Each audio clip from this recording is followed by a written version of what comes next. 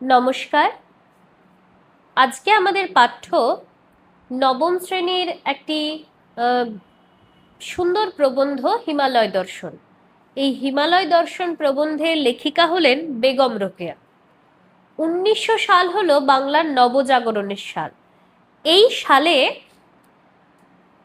এই সময় আর কি নবজাগরণের সময় বাংলা সাহিত্যের ইতিহাসের এক উজ্জ্বল নাম হলেন বেগম রোকেয়া। 1880 সালে তিনি জন্মগ্রহণ করেছিলেন এবং বাংলা সাহিত্যকে খুব সুন্দর মাত্রায় তিনি পৌঁছেছিলেন। তার যে রচনা, তার লেখনী অনেক মেয়েদের, তৎকালীন সময়ে মেয়েদেরকে বিশেষভাবে অনুপ্রাণিত করেছিল। অন্তঃপুরবাসী মহিলারা, কুসংস্কারে আচ্ছন্ন মহিলারা, এনাদেরকে নিয়ে তিনি সমিতি গঠন করেছিলেন। তার চিন্তাভাবনা, তার লেখনী যথেষ্ট উন্নত এবং বিশেষভাবে জ্ঞান প্রদত্ত। আজ সেই বেগম রোকেয়ার লেখা একটি বিখ্যাত ভ্রমণ বৃত্তান্ত হিমালয় দর্শন আজকে আমাদের পাঠ্য। প্রথমে সংক্ষেপে হিমালয় দর্শন পাঠ্যাংশটার বিষয়ে তোমাদের একটু জানানো প্রয়োজন। লেখিকা বেগম রোকেয়া এই হিমালয় দর্শন রচনাংশে হিমালয় দর্শনের একটা খুব সুন্দর মনোগ্রাহী বর্ণনা দিয়েছেন। লেখিকা প্রকৃতই হিমালয়ে বেড়াতে গেছিলেন, অর্থাৎ দার্জিলিংয়ে বেড়াতে গেছিলেন এবং দার্জিলিংয়ে বেড়াতে গিয়ে পর্বতের প্রাকৃতিক সৌন্দর্য, পার্বত্য অঞ্চলের যে জলবায়ু, আবহাওয়া, সেখানকার প্রাকৃতিক সৌন্দর্য, সেখানকার গাছপালা, ঝর্ণা, সমস্ত কিছুর খুব সুন্দর একটি বর্ণনা দিয়েছিলেন। এই বিষয় নিয়ে এই হিমালয় দর্শন পাঠ্যাংশটি রচনা করা হয়েছে। শুরুতেই লেখিকা হিমালয়ান রেলগাড়ির বর্ণনা দিয়েছেন, যেই গাড়িতে করে শিলিগুড়ি থেকে তারা কার্শিয়াং যাচ্ছিলেন। ঠিক আছে, হিমালয়ান রেলগাড়ির বর্ণনা দিতে গিয়ে লেখিকা কি বলেছে আমরা একটু পড়ব। লেখিকা বলছেন যে শিলিগুড়ি হইতে হিমালয়ান রেল রোড আরম্ভ হইয়াছে। ইস্ট ইন্ডিয়া গাড়ির অপেক্ষা ইস্টার্ন বেঙ্গল রেলগাড়ি ছোট, আর হিমালয়ান রেলগাড়ি আবার তাহার অপেক্ষাও ছোট। ক্ষুদ্র গাড়িগুলো খেলনা গাড়ির মতন বেশ সুন্দর দেখায়। গাড়িগুলো খুব নিচু, যাত্রীগণ ইচ্ছে করলেই গাড়ি চলিবার সময় অনায়াসে উঠিতে নামিতে পারে। মানে হিমালয়ান রেলগাড়ির একটা সংক্ষিপ্ত বিবরণ আমরা এখানে পেলাম, যে গাড়িটা ছোট্ট খেলনা গাড়ির মতন দেখতে, অত্যন্ত সুন্দর আর খুব নিচু, ইচ্ছে করলেই যাত্রীরা গাড়ি চলার সময়ও ওঠানামা করতে পারেন। ঠিক আছে, এরপরে তিনি বলছেন যে এই গাড়িটা বিশেষ ধরনের একটা শব্দ করতে করতে কখনো দক্ষিণে কখনো উত্তরে আঁকিয়া বাঁকিয়া চলিল। মানে যেহেতু এটা পাহাড়ি এলাকা, পাহাড়ি অঞ্চলে যেহেতু বন্ধুর ভূমিরূপ আঁকাবাঁকা এবড়ো খেবড়ো, তাই ওই আঁকাবাঁকা পথ দিয়ে গাড়ি ওপর দিকে উঠে চলেছে এবং পথের দুধারের মনোরম দৃশ্য, পাহাড়ি অঞ্চলের রাস্তা তো, অতএব ট্রেনে যেতে যেতে পথের দুপাশে কোথাও উঁচু পর্বত চূড়া, কোথাও সুন্দর গভীর জঙ্গল, কোথাও বা ঝর্ণা ইত্যাদি সুন্দর সুন্দর জিনিস লেখিকার দৃষ্টিগোচর হচ্ছে। এরপরে লেখিকা বলছেন যে সমুদ্র থেকে যখন প্রায় 3000 ফিট ওপরে তারা পৌঁছে গেছেন, তখনও কিন্তু লেখিকার শীত বোধ হচ্ছে না, কিন্তু তারা মেঘের ভেতর দিয়ে চলছে। কারণ উচ্চতাটা কত, 3000 ফিট, মানে অনেকটা ওপরে তারা পৌঁছে গেছেন। নিম্ন উপত্যকার নির্মল শ্বেত কুজ্ঝটিকা দেখিয়া সহসা নদী বলে ভ্রম জন্মে। মানে যখন তারা ট্রেনে করে অনেকটা ওপরে পৌঁছে গেছেন, নিচের উপত্যকায় সাদা মেঘ দেখছেন। শ্বেত কুজ্ঝটিকা মানে সাদা মেঘ, সেই কুজ্ঝটিকা দেখে, সেই সাদা মেঘ দেখে নদী বলে ভ্রম জন্মাচ্ছে। মানে হঠাৎ খেয়াল করলে যেন মনে হচ্ছে এগুলো মেঘ না, এটা বোধহয় নদী। তারপরে লেখিকা বলছেন সুন্দরভাবে তিনি সবুজ চা বাগানের বর্ণনা দিয়েছেন। সেই চা বাগানের মধ্যে মধ্যে থাকা সরু পথগুলো যেন ধরণীর সীমান্তের মতো দেখাচ্ছে। এত সুন্দরভাবে লেখিকা চা বাগান এবং চা বাগানের মাঝে থাকা সেই সংকীর্ণ পথের সুন্দর একটি বর্ণনা দিয়েছেন। এবং শেষে তিনি লিখছেন যে নিবিড় শ্যামল বন, বসুমতীর ঘন কেশপাশ, আর পদগুলো আঁকাবাঁকা সিথি। মানে লেখিকা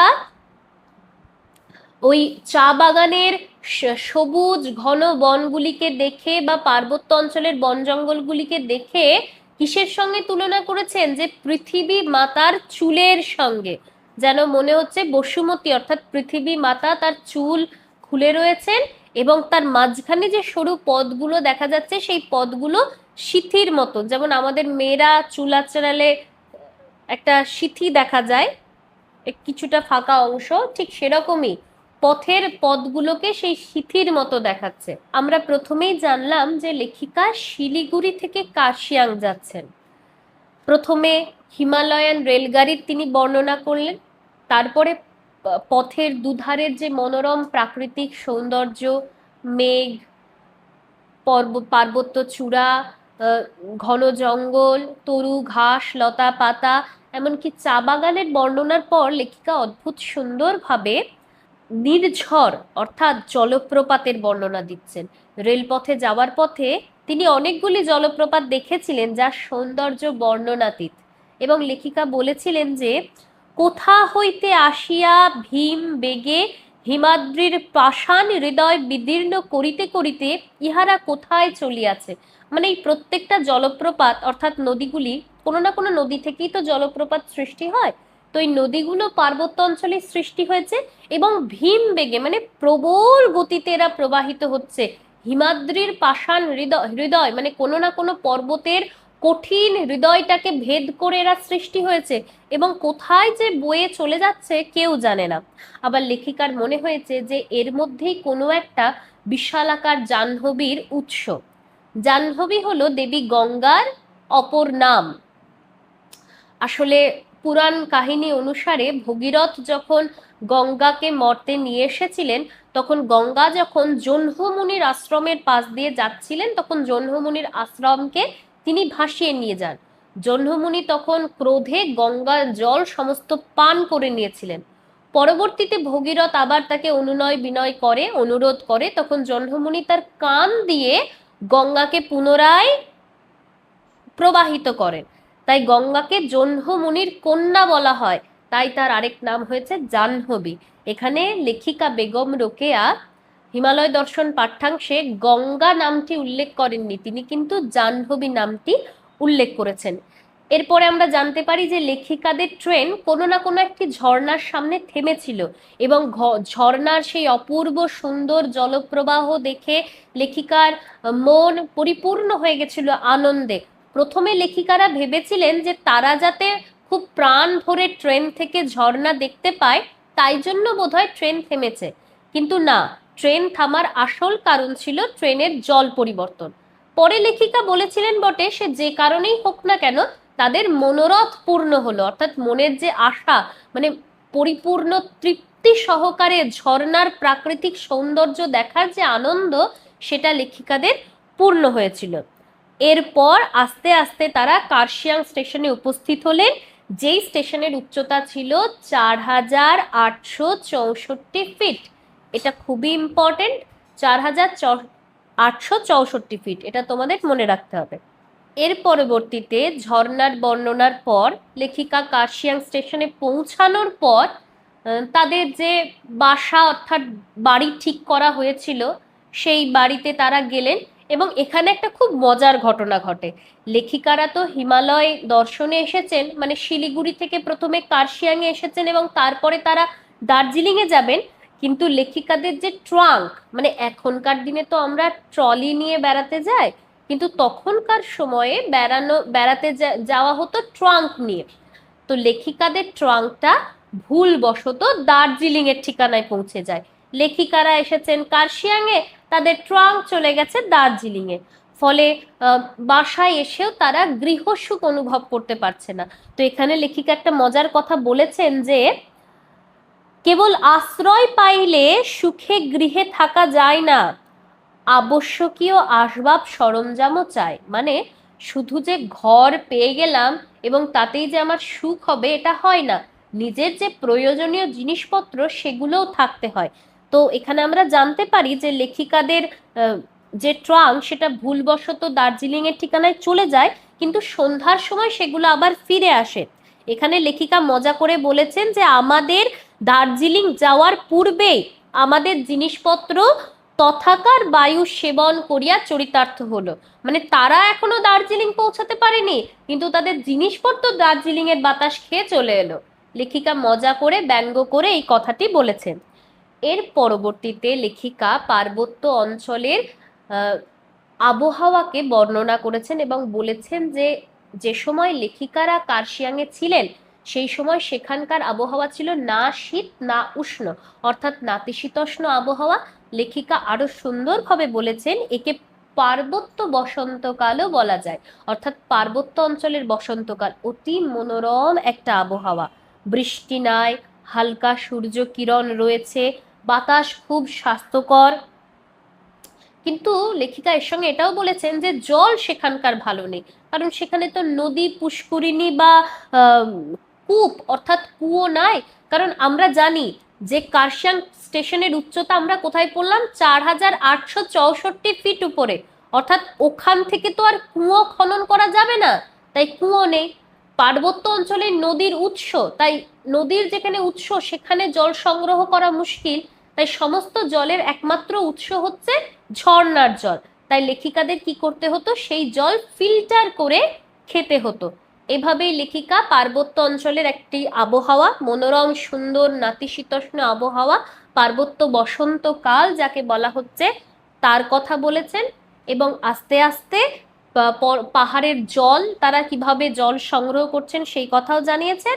এবং তাদের ট্রাঙ্ক যে দার্জিলিং এর ঠিকানায় পৌঁছে আবার সন্ধ্যাবেলায় ফিরে এলো দার্জিলিং এর বাতাস সেবন করে, সেই কথাও তিনি উল্লেখ করেছেন। এর উপর লেখিকা বলছেন যে পাহাড়ের বায়ু খুব পরিষ্কার এবং হালকা।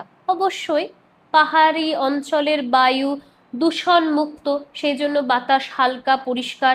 প্রত্যেকটা মানুষ এখনো পর্যন্ত নিজেকে রিলিফ করতে, কাজের যে চাপ সেই চাপ থেকে মুক্তি পেতে কিন্তু এখনো পাহাড়েই ঘুরতে যায়, কারণ পাহাড়ের বাতাসটা প্রচন্ড স্বাস্থ্যকর হয়, পাহাড়ের প্রাকৃতিক পরিবেশও খুব সুন্দর হয়। লেখিকাও কিন্তু পাহাড়ের বাতাস প্রাকৃতিক সৌন্দর্যে একদম মুগ্ধ হয়ে গেছিলেন।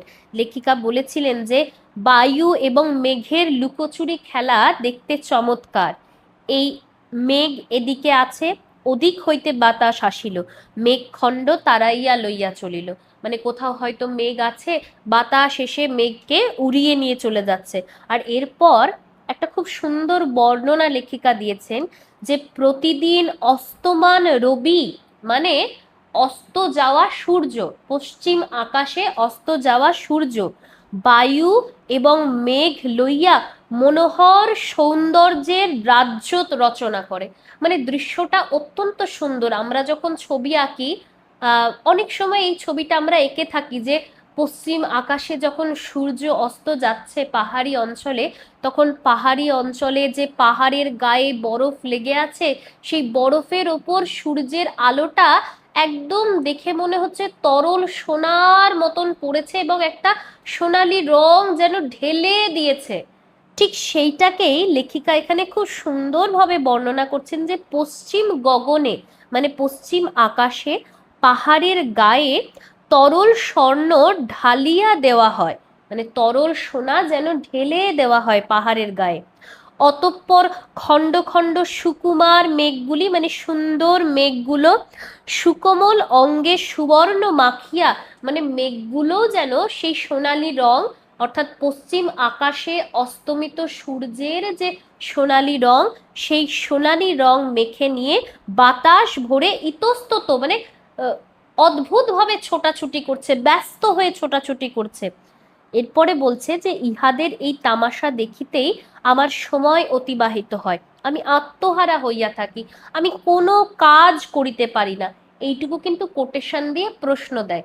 তো তিনটের মধ্যে যে কোনো একটা তুলেই প্রশ্ন দিতে পারে যে লেখিকার সময় কি দেখে অতিবাহিত হয়, বা লেখিকা কখন আত্মহারা হয়ে যান, বা লেখিকার কখন কোনো কাজে মন লাগে না। তো তখন কিন্তু এটা সুন্দরভাবে বর্ণনা করতে হবে, হ্যাঁ, যে লিখতে হবে যে পাহাড়ি অঞ্চলের বাতাস খুব পরিষ্কার, খুব হালকা, বাতাস এবং মেঘের লুকোচুরি খেলা এখানে দেখতে অতি চমৎকার।